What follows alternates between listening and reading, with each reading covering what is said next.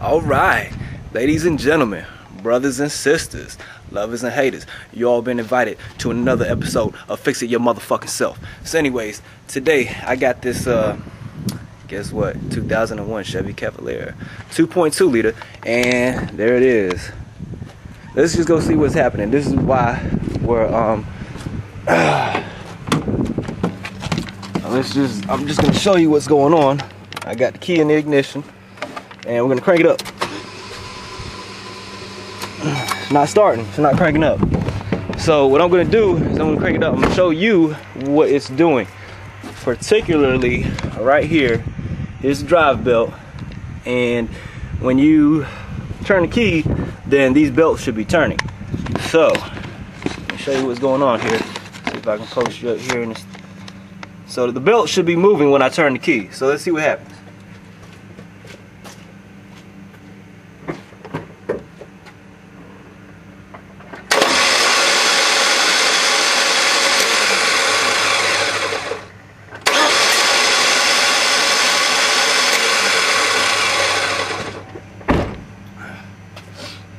Now, what you may have seen was this belt move just a nudge, but it didn't move at all. So what that's telling me is the crankshaft is not moving, which is telling me that this starter right here is not doing its job. Now, it's obvious. You should have heard it. I heard the starter myself. I heard the starter motor spinning, but what I think is going on here is the actual starter down in here. The pencil is not pushing out and engaging the flywheel right here inside the transmission, between the transmission and the engine block. So my theory here is that the starter is not doing its job. I hear the starter motor spinning, but I think the solenoid is not pushing the pencil out. It's not engaging the flywheel. So the motor is just, so when I turn the key, basically the starter motor is just spinning around, but it's not pushing out. It has to actually contact the flywheel in order to move the crank. So I mean, even if the timing chain had failed and it broke or anything like that, I mean, the crank would still turn these belts. You know, you just wouldn't have the cam just wouldn't move. So I think it's the starter. So today, guess what? We gonna replace us a starter. Alright, so first thing you gotta do, have the vehicle jacked up, and you can just place the jack under this pinch weld right here, which I have done there. As you can see, it's kind of all crumpled up here. I mean, you could also place it under the lower control arm. There's many different places you can do it. That's one of the places I choose. First thing you want to do is disconnect this negative battery cable, which is an 8mm. Then we're going to start disconnecting some of these wires, look like they're 13s and 10s. And then the reason I jacked up the vehicles was because you're going to have to get underneath it to, maybe we're not, I might be able to do this from the top. Well, there's a bolt right there that I can access very easily from the bottom. So I'm just going to take that bolt out from the bottom. Alright, so anyways, let's get started. Let's get that 8mm bolt right there off. So that's what we're going to do first. Okay, bam. So first thing we're going to do, disconnect this negative battery cable. Alright, got that off. Next thing, there's a 13 here, and there are some 10s on the bottom. So let's tell you what. Let me just get down here. I think I'm gonna start. I'm gonna come up from the bottom and hit this with a swivel socket. And it has to be this has to be a deep socket. A short one is gonna top out on this thread. I just tried to put a short socket in. It wouldn't actually touch the nut when I put that on there. So we're gonna need a deep socket, and I'm gonna try to get that from the bottom. Also, another thing is, note the routing of these wires. You got this red one, you got a green one here, and they're all on the same nut. Then this black one right here, and then on the bottom you got that black one right there. So just kind of make a note. so that you don't forget where things are. So let's see, next thing I'm gonna do,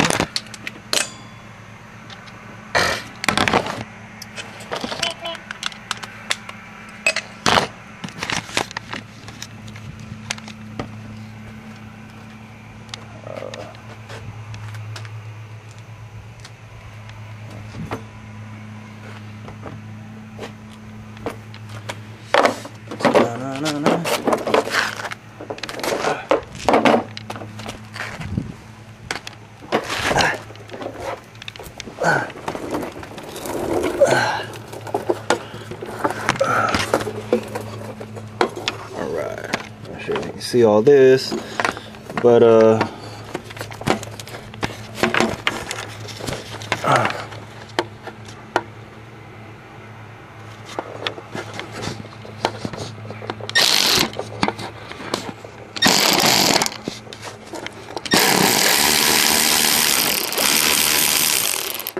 that's a deep swivel socket.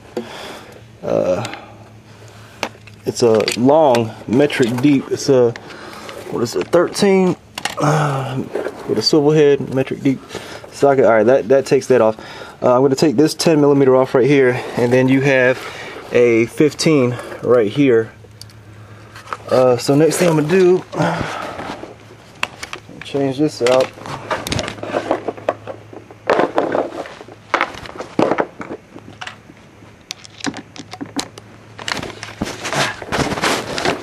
There's a 10mm right there, holding that line.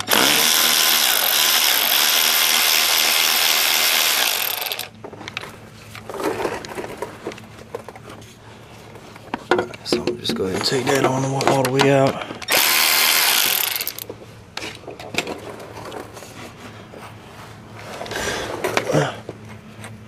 Alright, so we're taking this out right here. There's that. And then that'll free up this negative ground cable. You got another 10, looks like right here on the bottom, and then that looks like a 13.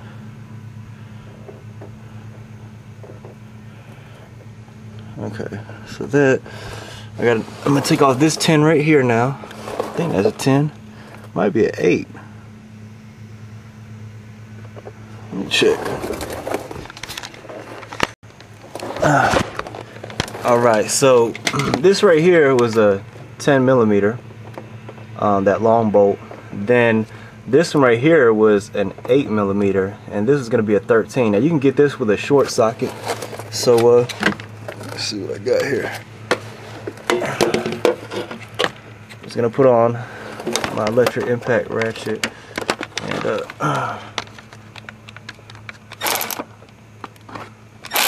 uh-oh, a little problem there.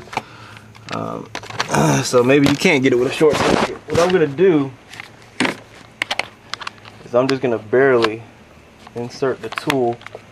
You could probably get this with a wrench a little bit easier.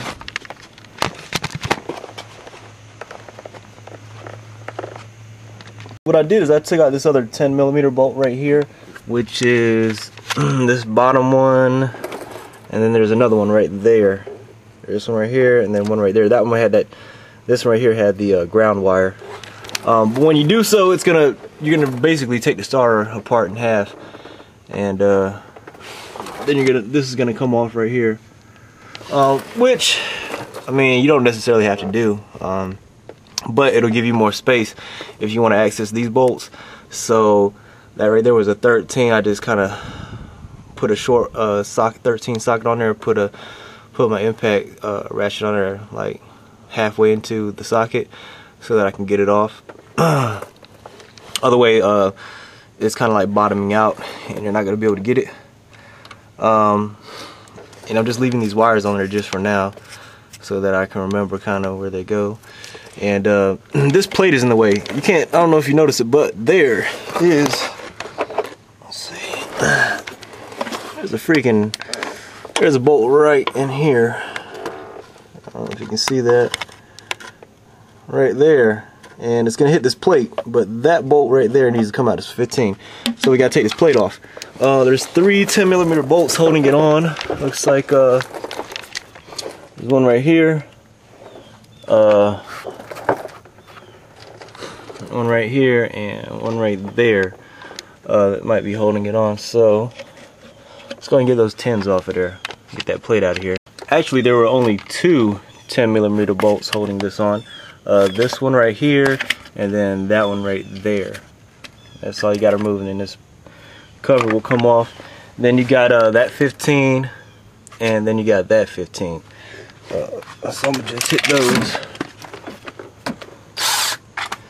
with the impact.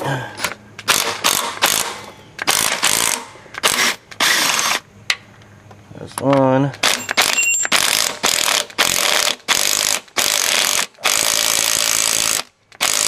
Alright, she's about to drop, so I'm gonna have to catch her here.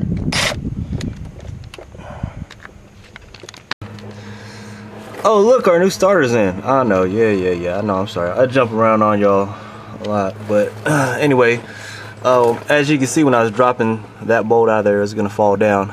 So once you take that 15 out, that's all that's really holding it in.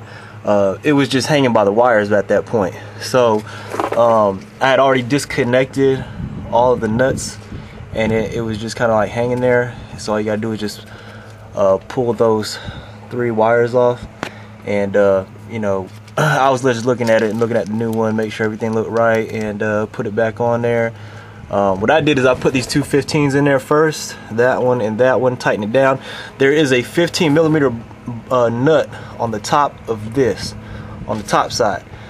So when you are screwing this in, you got to make sure that it's going into that nut on the top. If it doesn't, once you screw that in, get it tight, just come on the top side and hit that with a 15mm wrench, and then you can on the top side of this right here. But I just got that from the top. Matter of fact, I'll show you exactly what you're looking for. What I'm talking about is this 15 right here. That's the 15 on top. So you're gonna have to get that with a wrench, and preferably one with a short handle. So what I'm talking about is something like this right here. It's a short flex head, but like a mini wrench, but basically a shorter wrench you might need just to get clearance, because if you have a long handle, it's going to be kind of tight in there.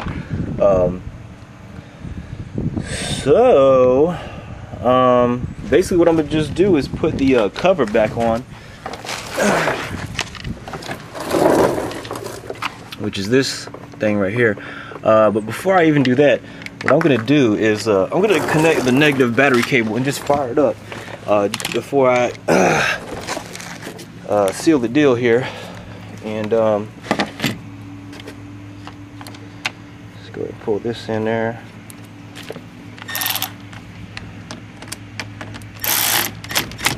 Tighten it down a little bit. And moment of truth time here. See if this is going to fix our problem.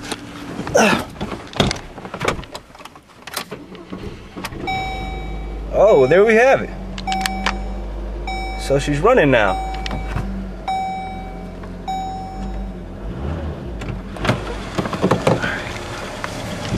Alright, so that was our problem, the starter. Drive belts are moving, yay!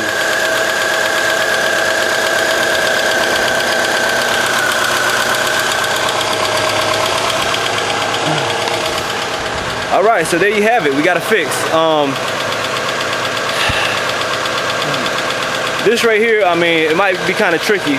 I mean, if you just kind of look at it, it's just, I heard the starter was moving, but the belts were not moving. That told me the flywheel's not engaging, so that's what led me to believe it was a starter. Not really hard to diagnose this type of stuff right here. But anyway, that was a fix. I hope you enjoyed the video. You know what I'm saying? Starter installation, basically 2 bolts, and then there's those 3 bolts holding the wires on, your ground and your positive and your initial wires and stuff like that. So anyway, I hope you enjoyed the video. Thanks for watching, and don't forget to subscribe. Peace.